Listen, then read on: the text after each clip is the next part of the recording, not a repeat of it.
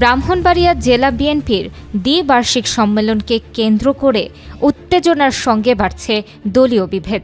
আগামী ১ ফেব্রুয়ারি নির্ধারিত সম্মেলন নিয়ে দুপক্ষের মধ্যে চরম মতবিরোধ সৃষ্টি হয়েছে।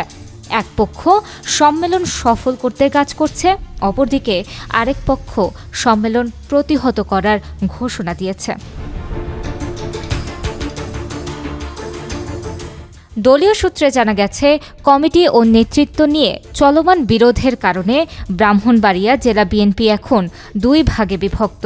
সাবেক সভাপতি হাফিজুর রহমান মোল্লা এবং সাবেক সাধারণ সম্পাদক জহিরুল হকের নেতৃত্বে এক পক্ষ একদিকে, আহ্বায়ক আব্দুল মান্নান ও সদস্য সচিব সিরাজুল ইসলাম এবং সদস্য কবির আহমেদ ভূঁইয়ার নেতৃত্বে অপরপক্ষ ভিন্ন গ্রুপে। ব্রাহ্মণবাড়িয়া বোর্ডিং মাঠে সম্মেলনের জন্য প্রস্তুতি চলছে।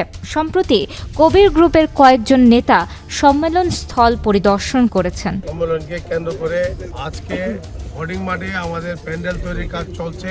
আমরা স্বতঃস্ফূর্তভাবে কাজে তদারকি করতেছি এবং সকলকে অনুরোধ করতেছি, ব্রাহ্মণবাড়িয়াবাসী সহ আশেপাশের জেলাগুলি যারা আছে তাদের সকলকে অনুরোধ করি, আপনারা আসুন।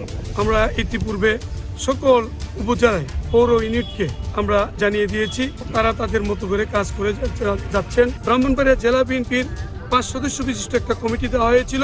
এই কমিটিকে কার্যক্রম দেওয়া হয়েছে, এই কমিটি কাজ চালিয়ে গিয়েছে। আলহাজ আমাদের নেতা আলহাজ কবির আহমেদ ভূঁইয়ার নেতৃত্বে আমরা ব্রাহ্মণবাড়িয়ার প্রত্যেকটি উপজেলায় কার্যক্রম শেষে কমিটি শেষে সম্মেলনের প্রস্তুতি নিয়েছে।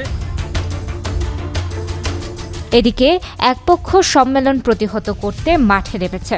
শহরের বিভিন্ন স্থানে প্রতিবাদ মিছিল ও বিক্ষোভ করেছে তারা। ঝাড়ু মিছিল, জুতা মিছিল এবং মশাল মিছিলের মতো প্রতিবাদ কর্মসূচিও পালন হয়েছে।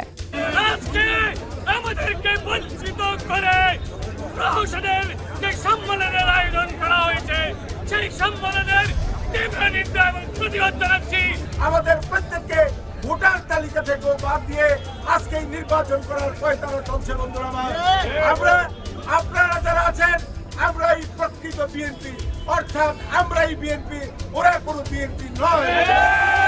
আমাদেরকে বাদ দিয়ে স্বচ্ছ ভোটার তালিকা না দিয়ে কোনো সম্মেলন হবে না, হতে আমরা দেব না। আপনাদের থেকে নেতা কর্মীদের সমন্বয় ছাড়া কোনো সম্মেলন হতে দেব না। দলীয় ঐক্য বজায় রাখতে বিএনপির কেন্দ্রীয় নেতারা কী পদক্ষেপ নেবেন তা নিয়ে আলোচনা চলছে। তবে এই সম্মেলন ব্রাহ্মণবাড়িয়ার রাজনীতিতে কী ধরনের প্রভাব ফেলবে তা সময়ই বলে দেবে।